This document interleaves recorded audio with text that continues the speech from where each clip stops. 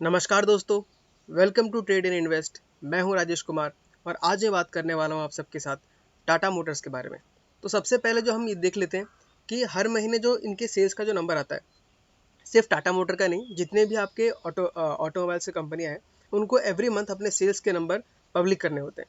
तो यहाँ पे हम वो नंबर भी देखेंगे, लेकिन पहले हम यहाँ पे देख लेते हैं कि मई महीने में क्या हुआ। तो आप यहाँ पे हेडिंग देख सकते हैं, मनी कंट्रोल का ये आर्टिकल है। Wedding season pre buy of EVs drive domestic two wheeler demand.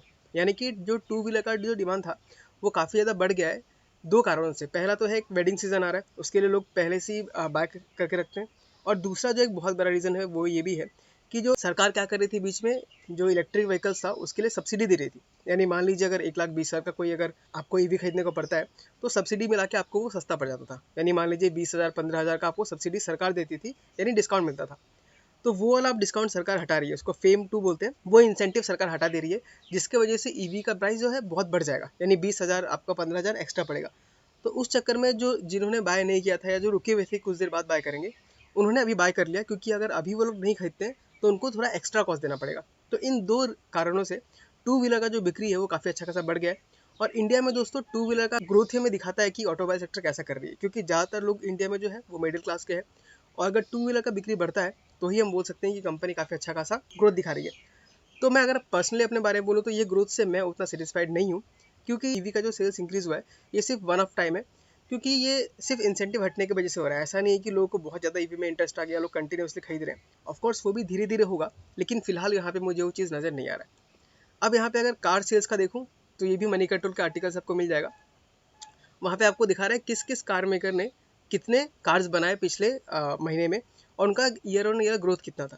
तो आप देख सकते हैं सबसे हाईएस्ट ग्रोथ यहाँ पे मारुति सुजुकी ने दिखाया, 1,78,000 कार्स बनाया। लेकिन अगर हम परसेंटेज टर्म में देखें तो ईयर ऑन ईयर 10% का ग्रोथ है, जो कि काफ़ी अच्छा है। डबल डिजिट ग्रोथ काफ़ी अच्छा होता है, वो भी ऐसे कंडीशंस में जहाँ पे फिलहाल चारों तरफ रिसेशन का बात चल रहा है।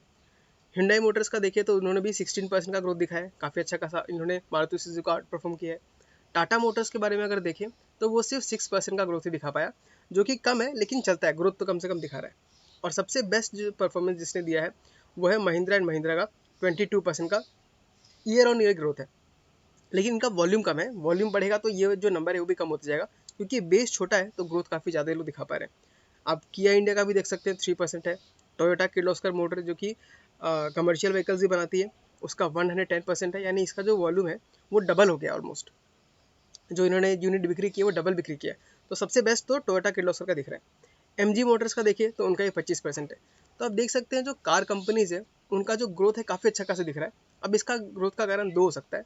पहला तो क्योंकि पिछले 2 साल में जो सेल्स था वो काफ़ी कम गया था। एक तो चिप शॉर्टेज था, प्लस लोगों की थ्रू इनकम भी कम हो गई थी, उसके वजह से लोग कार खरीदना कम कर रहे थे। और अभी आप देखेंगे भी तो जो ज़्यादा कार बिक्री हुआ है वो एसयूवी सिस्टम का है। यानी एसयूवी कार ज़्यादा बिक्री हुई है, जो कि काफ़ी कॉस्टली आता है। यानी ये सब जो मिडिल क्लास के लोग हैं बहुत कम खरीद रहे हैं, जो ज़्यादा हाई नेटवर्थ वाले हैं वो ज़्यादा भी इस कार को खरीद रहे हैं। तो यानी अभी तक जो मिडिल क्लास वाला जो डिमांड है वो अभी तक उतना वापस आया नहीं है। जब आएगा तो ग्रोथ हमें काफ़ी अच्छा खासा देखने को मिल सकता है। तो ये तो हमने बात कर ली जो लेटेस्ट न्यूज़ इसके ऊपर निकल के आ रहा है। अब हम एक बार देख लेते हैं कि टाटा मोटर्स का चार्ट हमें क्या दिखा रहा है। आप देख सकते हैं यहाँ पे क्लियरली आपको दिख रहा होगा, फिलहाल ये अपना रेजिस्टेंस के पास घूम रहा है। आप देख सकते हैं ये वाला, ये जो 500 से 600 का लेवल है, ये एक रेजिस्टेंस यहाँ पे फेस किया, यहाँ पर एक बार फेस किया, यहाँ पर भी एक बार फेस किया, यहाँ भी लगभग 600 के आसपास आया, फिर नीचे चला गया और अगेन उसी जगह पे ये आ रहा है। तो हम देख सकते हैं जो 590 जो 550 या 5 जो 600 तक का जो रेंज है, जो 50 रुपये का जो रेंज है वहाँ का, ये इसका एक बहुत मेजर एक रेजिस्टेंस की तरह काम करता है। और अगर हम यहाँ से देखें तो यहाँ पे शेयर ने हाई वॉल्यूम के साथ ब्रेकआउट दिया था, उसके बाद इसने लगभग 1 साल या 1 साल से ज़्यादा इसने यहाँ पे कॉन्सोलिडेट किया, यानी वहीं पे घूमते रहा और अब वापस ये ऊपर की तरफ जा रहा है। तो अब हमको बस क्या देखना है, अगर आपने अभी तक बाय नहीं किया है तो आपको क्या देखना है कि इसके ऊपर ब्रेकआउट देता है कि नहीं।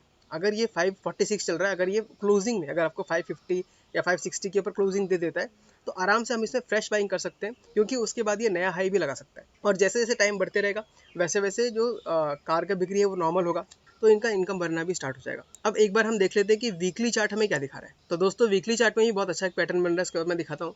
लेकिन पहले मैं आपको एक और पैटर्न यहाँ पे समझा देता हूँ, जो डबल टॉप होता है। आप देख सकते हैं दोस्तों, ये यहाँ पे जाके इसने बहुत अच्छा खासा एक हाई बनाया, लेकिन वहाँ से फिर इसने रेजिस्टेंस फेस किया और रेजिस्टेंस फेस करने के बाद वापस यहाँ पे सेम लेवल पे हम देख सकते हैं, थोड़ा सा नीचे है 602, और इसका हाई था लगभग 580 या 580 के आसपास था। तो आप देख सकते हैं जब टॉप पे यानी जब हाई पे जाके जब डबल टॉप बनता है उस टाइम पे हमें एक बहुत अच्छा सेल सिग्नल मिलता है। आप देख सकते हैं डबल टॉप बना, उसके बाद हम लोग को आराम से इसको सेल कर देना चाहिए। अब बहुत लोग कंफ्यूज का हो जाते हैं, बहुत लोगों को यहाँ पे डब्ल्यू पैटर्न दिखाई देगा, तो डब्ल्यू पैटर्न देख के लोगों को लगता है कि नहीं ये तो बॉटम फॉर्मेशन का है और यहाँ पे खरीद लेते हैं। लेकिन हमको एक बात बहुत ध्यान रखना चाहिए कि डब्ल्यू पैटर्न कहाँ बना, ये बहुत ज़्यादा इंपॉर्टेंट है, क्योंकि आप देख सकते हैं डब्ल्यू पैटर्न जो बना टॉप पे बना है। तो इसका दो रीज़न हो सकता है, या तो वो कंटिन्यूएशन पैटर्न है, यानी यहाँ पे वो कंसोलिडेट करते रहेगा, या वो नीचे जाएगा क्योंकि ये टॉप पे बना है। वही डब्ल्यू पैटर्न अगर नीचे बना होता बॉटम की तरफ, तब ये हमको बहुत अच्छा खासा एक रिवर्सल का इंडिकेट देता कि अब बहुत अच्छा खासा ऊपर जा सकता है। तो ध्यान रखिएगा दोस्तों, कहीं भी कोई पैटर्न काम नहीं करता है, उस पैटर्न का कंडीशन क्या है, फॉर्म होने में कितना टाइम लगा, किस जगह बना है, वो सब देख के हमें डिसीजन लेना पड़ता है। चलिए आपको यहाँ पे दिखाता हूँ जो मैं पैटर्न का बात कर रहा था, और वो पैटर्न है कप एंड हैंडल पैटर्न। आप आजकल देख सकते हैं ज़्यादातर स्टॉक्स जो है वो कप एंड हैंडल पैटर्न बना रहे हैं। आप देख सकते हैं ये रहा यहाँ पे हमारा कप और ये रहा हमारा हैंडल।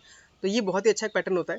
अगर मैं टारगेट निकालने का ट्राई करूँ इसके बेसिस पे, अब दोस्तों याद रखिएगा ये एक वीकली चार्ट पे देख रहा हूँ, तो जो आपको जो टारगेट निकल के आएगा वो काफ़ी हाई होगा और टाइम भी थोड़ा ज़्यादा लग सकता है। तो देख लेते हैं टारगेट कितना आता है इसका। तो कप एंड हैंडल के बेसिस पे जो टारगेट निकल के आता है वो लगभग तो यहाँ से हमको 1000 रुपीज़ का दिख रहा है, यानी स्टॉक यहाँ से भी डबल हो सकता है। टेक्निकल्स में तो हमें काफ़ी अच्छा खासा दिख रहा है, जो कार के जो सेल्स के जो नंबर आ रहे हैं वो भी काफ़ी अच्छा खासा ही है। अब एक बार जो लास्ट जो मैं हर बार चेक करता हूँ, मैं शेयर होल्डिंग पैटर्न पे आके एक बार देख लेता हूँ। तो टिकट टेप में आके मैंने यहाँ पे टाटा मोटर्स का शेयर होल्डिंग पैटर्न पे एक नज़र डालते हैं। तो सबसे पहला जो आपको दिख रहा है वो है प्रमोटर होल्डिंग। तो आप देख सकते हैं पिछले साल से दिसंबर 2021 से 46.40%, 46.39% एकदम स्टेबल है, कोई दिक्कत की बात नहीं है। हल्का सा प्लेज भी है लेकिन चलता है, 0.84% प्लेज है, चलता है क्योंकि इनका जो बिजनेस है उनमें पैसे की बहुत ज़्यादा जरूरी पड़ती है, और हल्का सा प्लेज करके अगर वो पैसे उससे निकाल रहे हैं बिजनेस में लगाने के लिए तो उसमें कोई बुराई नहीं है। म्यूचुअल फंड्स का देखें तो उन्होंने कंटिन्यूसली इंक्रीज किया, आप देख सकते हैं 6.52% से 8.98%, यानी मोटा मोटा 9% ला दिया।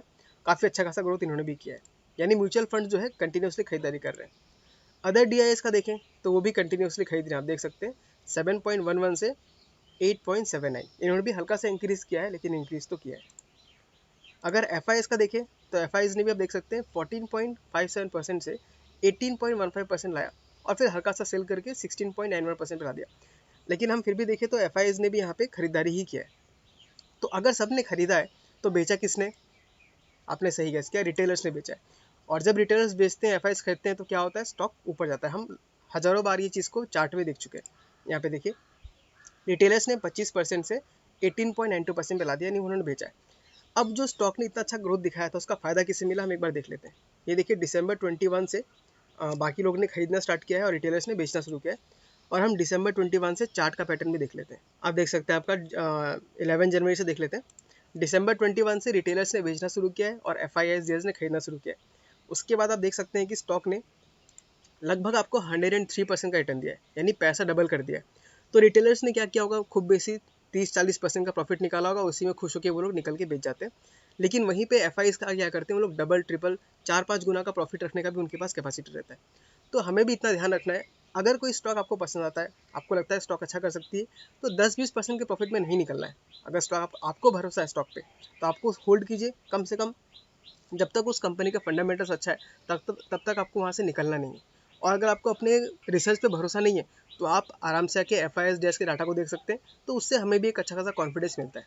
तो फाइनली अगर मैं अब अपने बारे में बताना चाहूँ कि मैं अभी इसके बारे में क्या करना चाहता हूँ, तो दोस्तों टाटा मोटर्स में मुझे या किसी भी ऑटोमोबाइल कंपनी में मुझे फिलहाल इंटरेस्ट नहीं है। मैं ऑटोमोबाइल सेक्टर को प्ले करने के लिए डायरेक्टली ऑटोमोबाइल कंपनीज में नहीं जाता हूँ, मैं उनके दूसरे कंपनीज में चला जाता हूँ जो इनको सपोर्ट करते हैं, जैसे मदरसन सुमी हो गया, प्रीकॉल हो गया, ऐसे बहुत सारे कंपनीज है जो ऑटोमोबाइल सेक्टर को सपोर्ट करते हैं, यानी उनके पार्ट्स को बना के देते हैं। तो इसलिए मैं टाटा मोटर्स इन सभी को ट्रैक तो करता हूँ, लेकिन इन सब कंपनी में इन्वेस्ट नहीं करता हूँ, मैं इन्वेस्ट करता हूँ इनके प्रॉक्सी कंपनीज में। तो उसके बारे में किसी और वीडियोज़ में बात करेंगे। इस वीडियो में बस मुझे टाटा मोटर के बारे में बात करना था, जो अपडेट निकल के आ रहा है और फ्यूचर इसका क्या हो सकता है। अगर आपको ये वीडियो अच्छा लगा तो इसे लाइक कर दीजिए, हो सके तो चैनल को सब्सक्राइब भी कर दीजिए, क्योंकि ऐसे वीडियोज़ में टाइम टू टाइम लाते रहता हूँ। और अगर आपने अभी तक जीरोधा अकाउंट नहीं खोला है तो डिस्क्रिप्शन में दिए हुए लिंक के साथ आप जाके वहाँ पे अकाउंट ओपन कर सकते हैं और शेयर में ट्रेडिंग करना या इन्वेस्ट करना स्टार्ट कर सकते हैं। ठीक है दोस्तों, मैं मिलता हूँ आपसे किसी अगले वीडियो में किसी अगले स्टॉक के साथ। तब तक के लिए tata, bye bye, take care.